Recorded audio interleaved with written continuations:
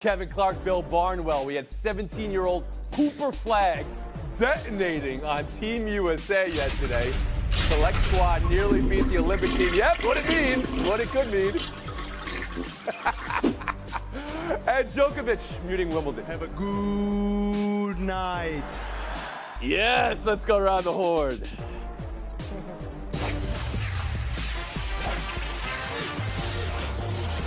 NFL Live 2.0 today with Times, Clark, and Barnwell. You're going to be on together, right? Later in the week, Thursday? Thursday, baby.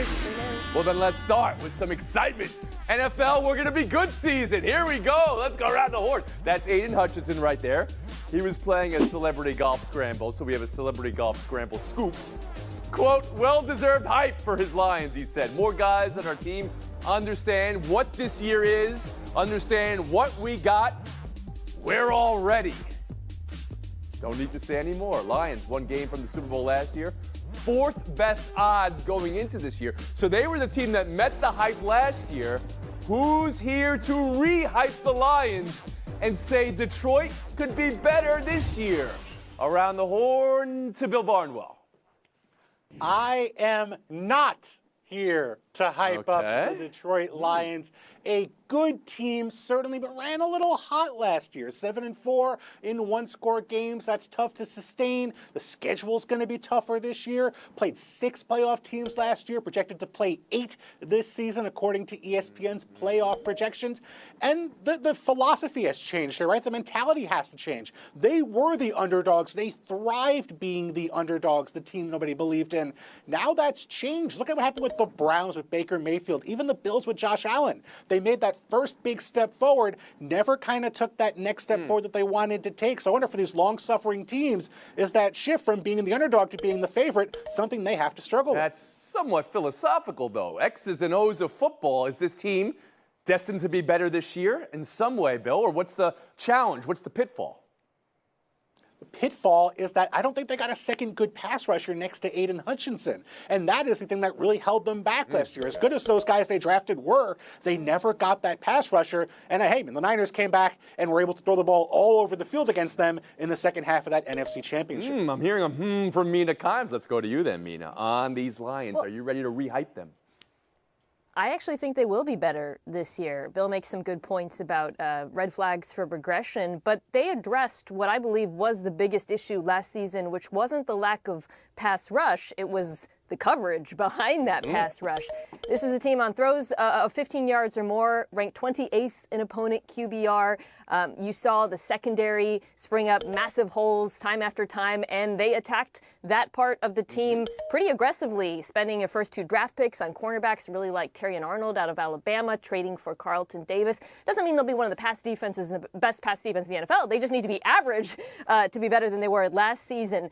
They also largely held serve with the roster, returning most of the players, signing them to big contracts. And then I think this is the most important thing. They brought back their offensive coordinator, Ben Johnson, who's one of the best play callers in football, a guy I thought for sure was headed up. All right, but you went there. You said they could be better this year, and you know what that means. They could be a Super Bowl team this year. Kevin Clark, around the horn to you.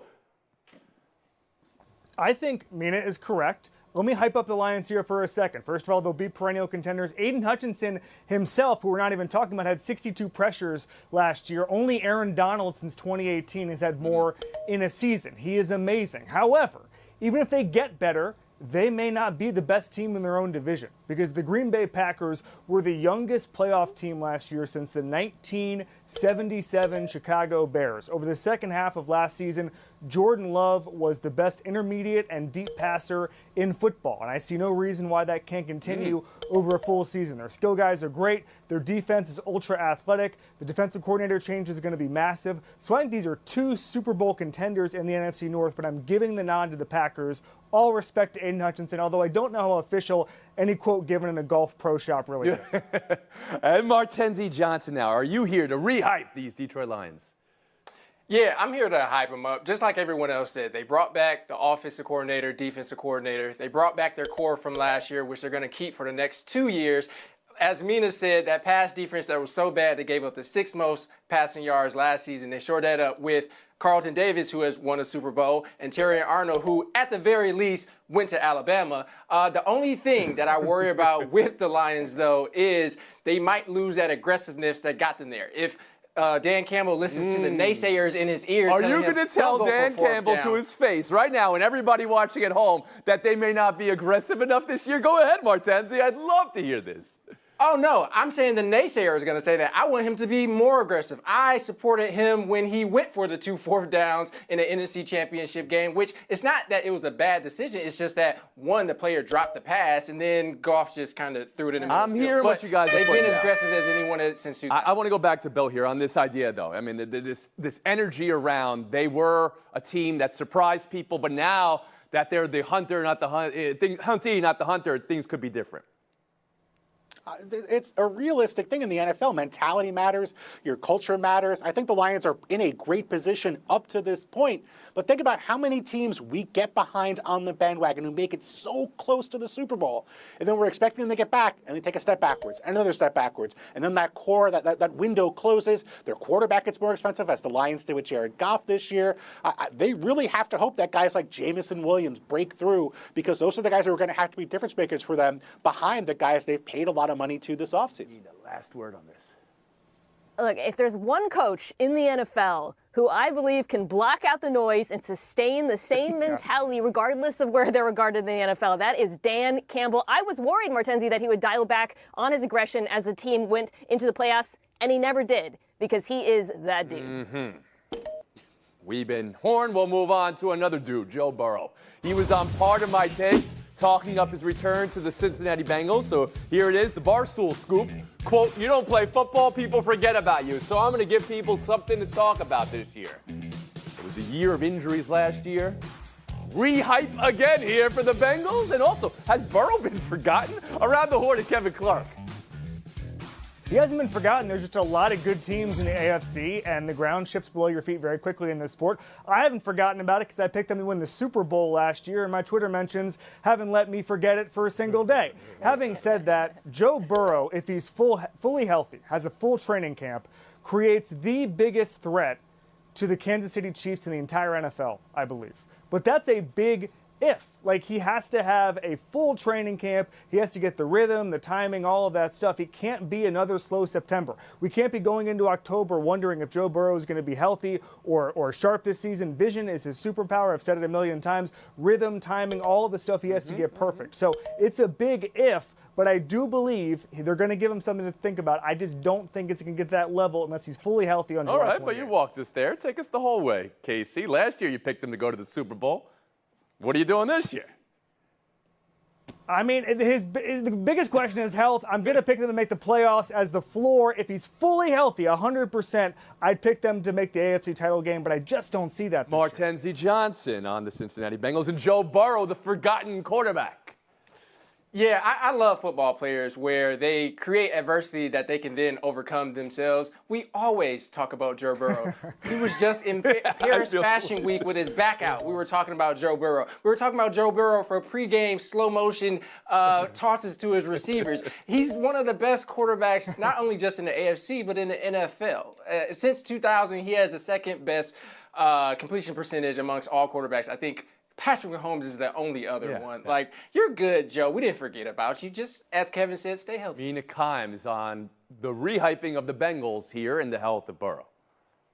Yeah, as far as whether Burrow is, I guess, forgotten, he's fourth in MVP odds, which are a pretty good proxy for perception of quarterbacks, which I think is, by the way, more than respectable for a guy who, has now missed the better part of 2 seasons, and he was injured to start the last. That said, I am still confident in him and the Bengals offense. The reason why I'm skeptical of Cincinnati, Tony, is this defense fell off a cliff last year. They went from 10th in EPA per play to 25th, and while they have brought back some veterans, I am still dubious as to whether that defense is good enough for this team to leapfrog Baltimore in the division. And Bill Barnwell on Joe Burrow and the Bengals.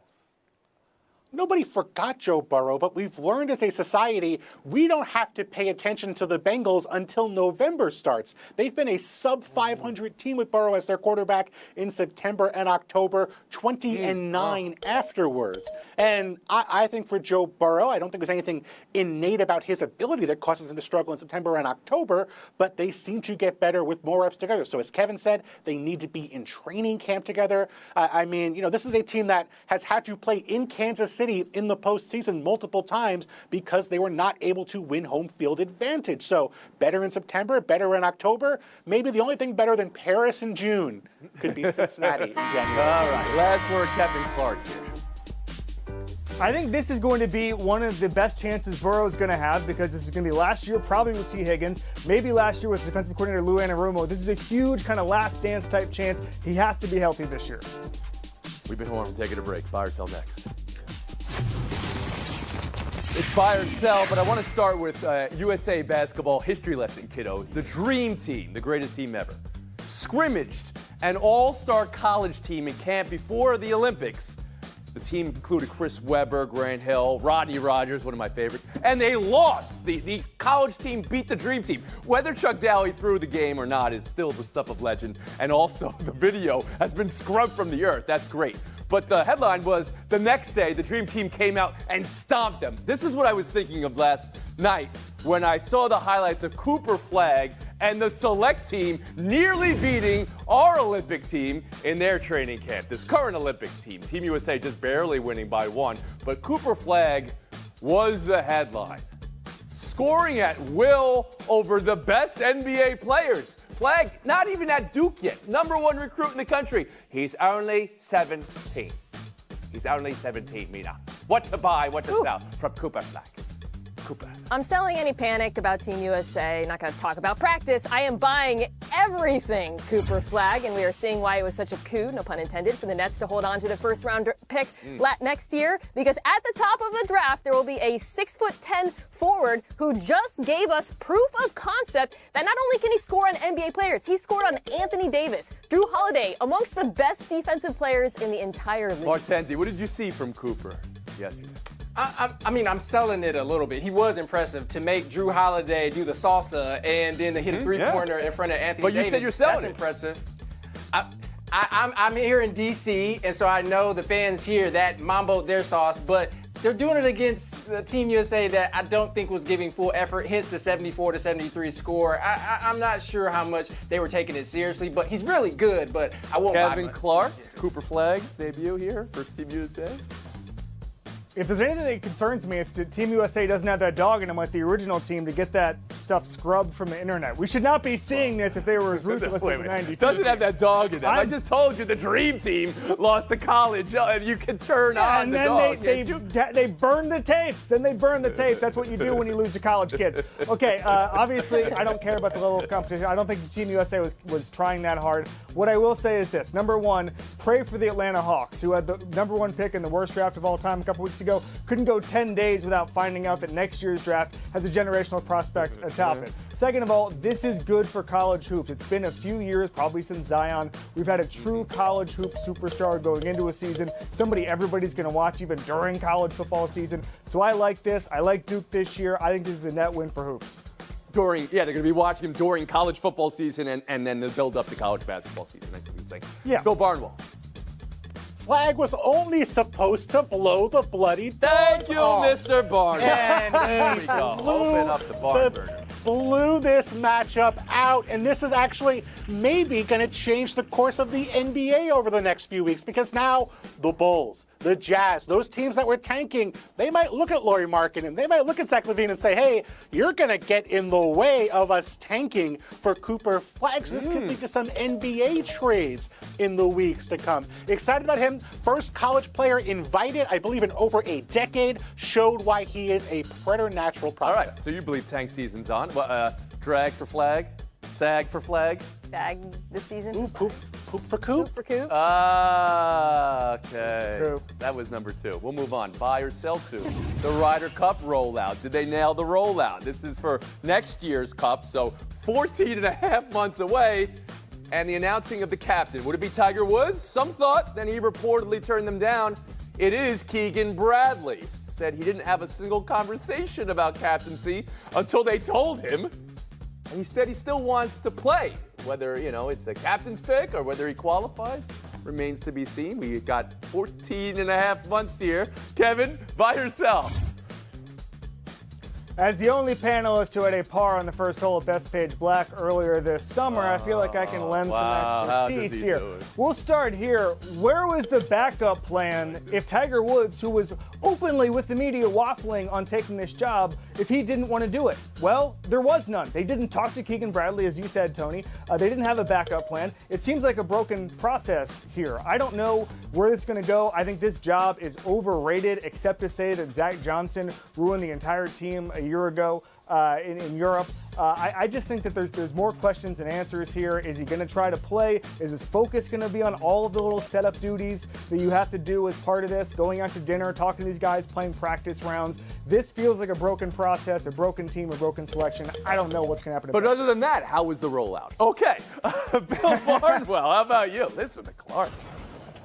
Tiger Woods very clearly did not want to perform the various duties, which are mostly promotional, to be fair, of being team captain. So it makes sense to go to Bradley, a guy who was so heartbroken about losing in 2012 that he did not even open his bag afterwards until he went back to the Ryder Cup a year ago, didn't make it onto the team, and was heartbroken. A guy who loves the Ryder Cup, of course.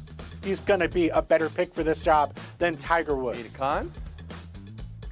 I think the story is sort of proof that this LIV drama still continues to hang over everything golf-related, not just because of Tiger's role right now with the PGA, but when I think of Ryder Cup captains, I think of someone who's maybe a little bit older over the hill, but has a lot of success. I think of someone like Phil Mickelson, who would have been a natural choice, except for, LIV. And that's how you end up with a surprise like this because of the limited candidate pool. And Martenzi Johnson.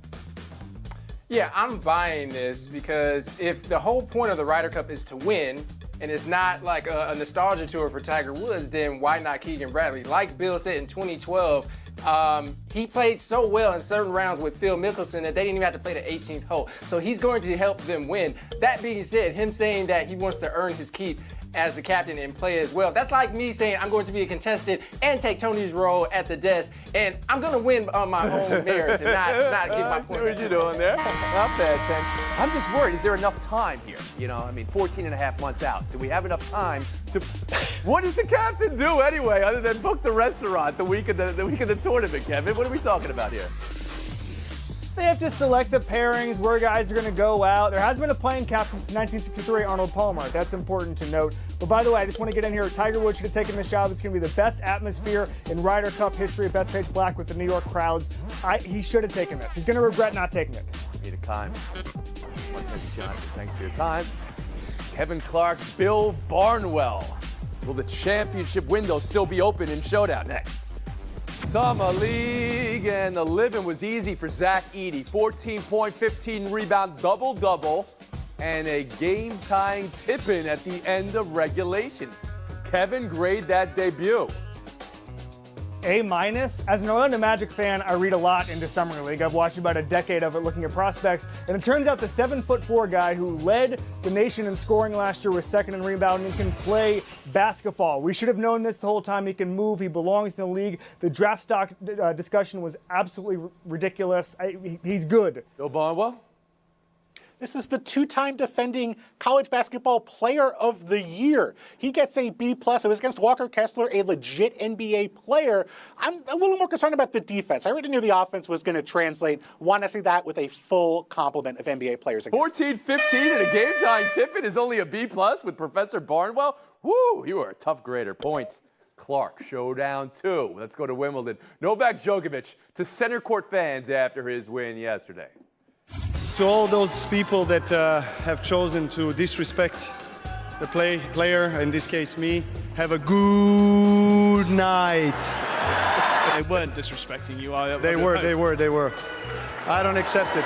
No. I played in much more hostile environment, trust me. You guys can't touch me. Bill, who you got, Novak or the Wimbledon fans? I've got the player in this case, Djokovic. I don't really understand why we would doubt him. He's played Rune several times. He knows what those chants are. And the English are furious right now. They've been hate watching their soccer team. Their cricket team just lost the World Championship. The English are furious right now. No surprise, they're booing Djokovic. AC? Give me the fans. They're allowed to root for somebody else. It seems like Novak, in this case, me, by the way, what is that? But it seems like he's trying to curate a persona of beloved tennis player when it simply doesn't exist. The crowd was against him, that's fine. Maybe you don't have to true. pick a fight afterwards. You don't have to correct the interviewer. I just think he acted like a child. I think this is endearing in its own way with Djokovic. And we're going to miss it when it's not here anymore. That's what I think. We'll give the FaceTime to Kevin Clark. 30 seconds. Oh! A week from today, one of the best days of my life is happening. The college football video game is returning after a decade away. I've yearned for this for a very, very long time. I want to, as soon as it comes out, cut every 90 rated player and replace him with a freshman who's a 91. I want to overhaul Miami, and that is why I say this. If there is someone in your life who needs a day off work, needs a day off whatever their responsibilities are to play this game, let them. This should be a national holiday. This should be federal. I don't know what it should be. We need to act. Give someone a day off work to build a dynasty in the college football video game. It'll be worth it. And you think you're just going to come? Where we know that Mike McCarthy and Dak Prescott could go into this season in what would feel like lame duck years if they're in the final year of their contract. There is a case to be made, as I've talked to people around the NFL, to say that they're not going to get any kind of discount at this point with Dak right now. So maybe see what he does this year and then pay him essentially what you're probably going to have to pay him right now after the season. Certainly one source of conversation that they can be having when it comes to these negotiations. And the longer we wait, of course, the longer the Cowboys wait, that price just keeps going up and up. So, Herm, if CeeDee Lamb, by far their number one receiver, nobody was close, if he's a priority right now, how do you see this contract situation playing out between Dak and Jerry Jones and the Cowboys?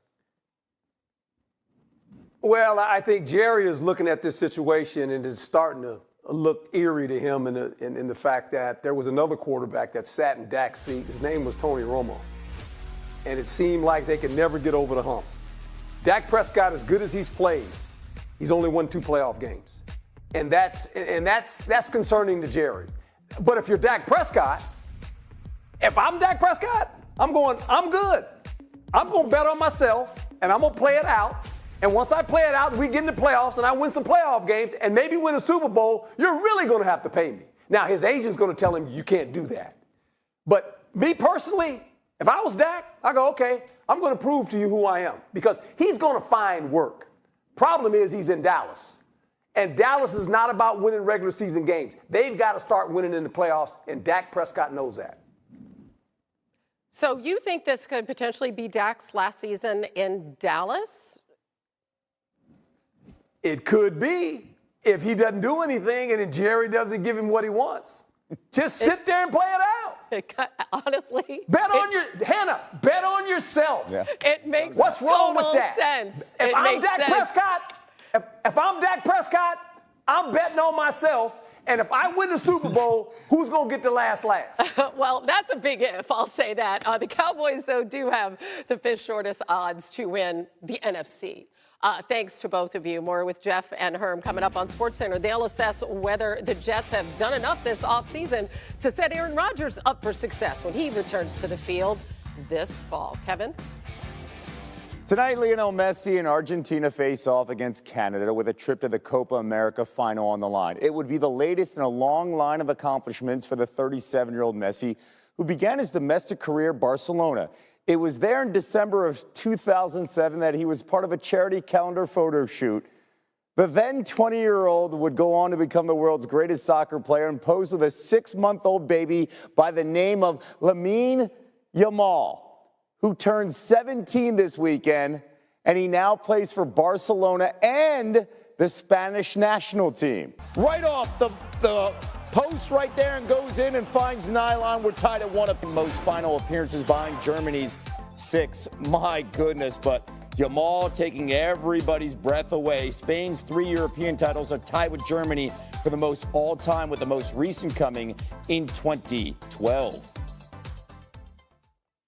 Oklahoma State star running back Ollie Gordon II was arrested a little over a week ago on suspicion of driving under the influence. He was caught swerving and speeding with open bottles of vodka and tequila in his car. Yesterday, he posted an apology on social media saying he didn't uphold his own values and those of the OSU program. Gordon ranked in the top 3 in the FBS in most rushing categories last season, winning the Doak Walker Award for the nation's top running back.